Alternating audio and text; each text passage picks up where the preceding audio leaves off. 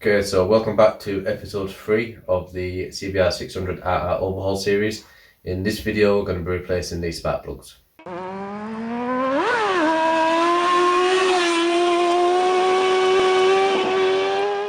I was originally hoping to do the coolant flush and spark plugs in the same video, as the spark plugs are actually accessible behind the radiator here. Unfortunately, the coolant hasn't come in yet. I guess it's something to do with the lockdown everyone's going through at the moment. So I'm going to try and get cracking and just do the spark plugs in this video. So looking at the bike, it does appear that we can get these spark plugs out without draining the coolant system. So there's a couple of retaining brackets on the radiator, one on the bottom, one on the top, and then we've also got this like a support bracket here. So we pull that out, we'll take the bolts out and see what happens. So let me grab some tools and we'll get cracking. Okay, so we're not going to need a great deal of tools here. So I've got a couple of wrenches. The bolts that are holding the radiator on the moment appear to be 10mm, so I've got a 10mm socket here, a 5mm Allen wrench, an Allen key to go with that, a couple of extension bars, 16mm socket for the spark plugs, and then I've got a couple of these sort of multiple, just to hopefully help with some access and getting the spark plugs out because they're in quite deep. Also, obviously you'll need to replace my spark plugs. Okay, so these are the plugs that we're going to be using in the install. So these are from NGK, they're laser iridium tipped plugs. They were quite expensive, around £15 to £20 each. I hear a lot of different people with different opinions on the laser iridium tip. Some think it's a marketing gimmick, some don't. The bike is set up for the laser iridium tip, it's what Honda recommends, so that's what we're going to be using for the install here. If you are a person who likes to always gap your spark plugs before you install them, just be very careful. A laser iridium tipped plug, you can't use a traditional blade gap tool because you can actually damage the elements on the top here. So I've got a plug here from a two-stroke race bike just so you can see the difference in the element. So for laser iridium tipped plugs, you can get a special wire gauge that can measure the gap without damaging the tip.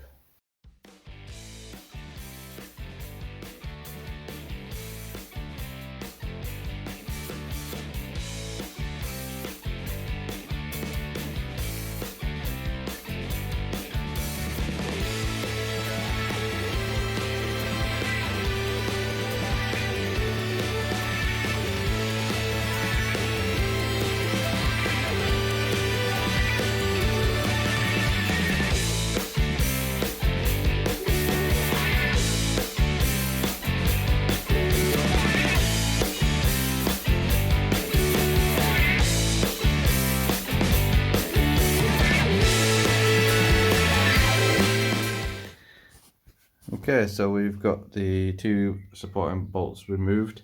This bottom one here ended up just using a 10mm spanner and open-ended wrench. No combination of sockets or adapters was going to be able to reach in there to get around the wheels and the calipers and the header pipes. And then the one on the other side there is replaced. So where are we at? Just at the top here. It's really bad to see. Let's just see. There you go. So this side just here. There's a small retaining clip inside there. So what you want to do is pull the radiator to the side.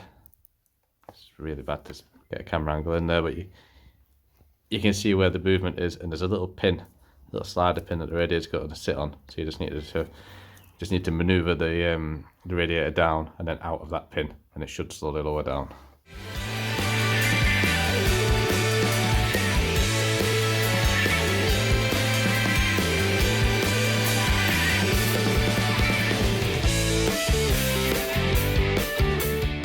So with the radiator just lowered enough, you see there's not a whole lot of access. And in all fairness, I have no idea how I'm going to film this for you. But you can just see the tops of the plug leads. So these are your connections that will go into your plug leads. The plug is actually sitting behind that. So you've got 4 of these. So there's 1, 2. Let's jump around the other side real quick.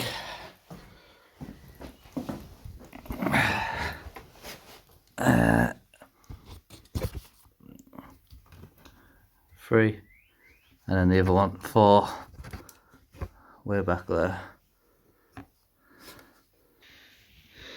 Okay, so I managed to remove the first of the old plugs.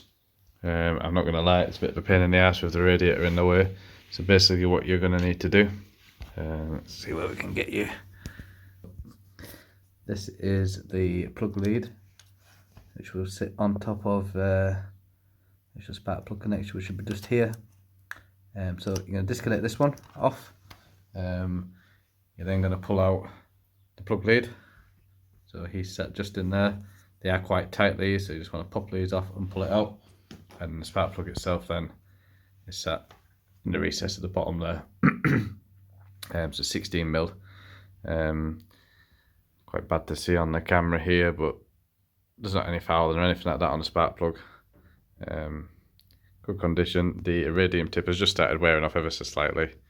So the bike's at around 16,000 miles now. They recommend that the plugs are checked at 16,000 and then renewed at 30,000, but as we're in the middle of the lockdown, why not just renew them now? So I'm slightly concerned, if I'm honest, about access here. So obviously getting to this one was hard enough, and this is actually the one with the easier access. Those two that are in the middle there, not sure if you can make out exactly where they are. It's real bad to see. Just here. You can just see the white of the leads. I'm not sure how's best to go about it. I've got quite a bit of movement with the radiator being loose. You know, you can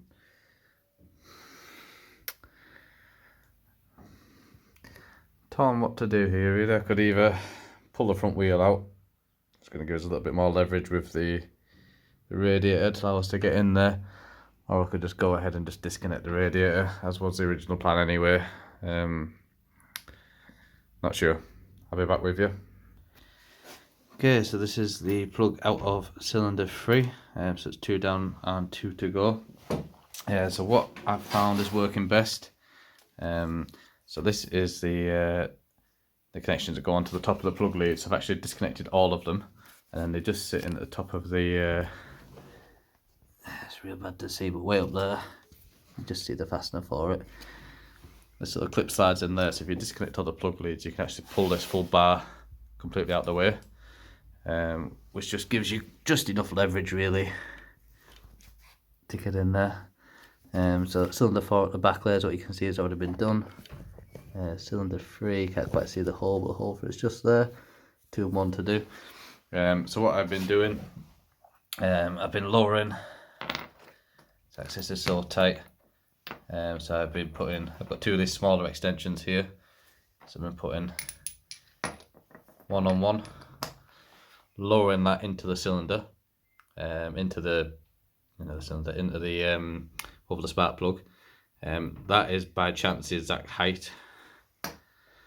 When that's in, I'm then lowering another one in and connecting that onto, which is then giving me enough leverage to get a connection in and just snap it loose. Once it's snapped loose, hand tight, take the whole lot out as one unit, and then I'm going in with a small handheld magnet and just picking up the plug and fishing it out. Alright, another 2 to go. Okay, so that's it. I managed to get the last of the spark plugs changed over. To be honest, it was a real pain in the ass, much harder than I thought it was going to be for this bike.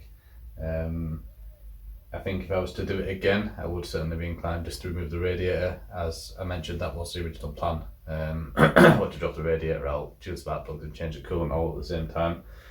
In the next video, I'm probably going to be doing the braided brake lines for the front and the rear. I may separate that out into 2 videos as well. And then once the coolant arrives, we'll do a coolant flush as well. That's it for now. Take care, subscribe, and I'll see you in the next one.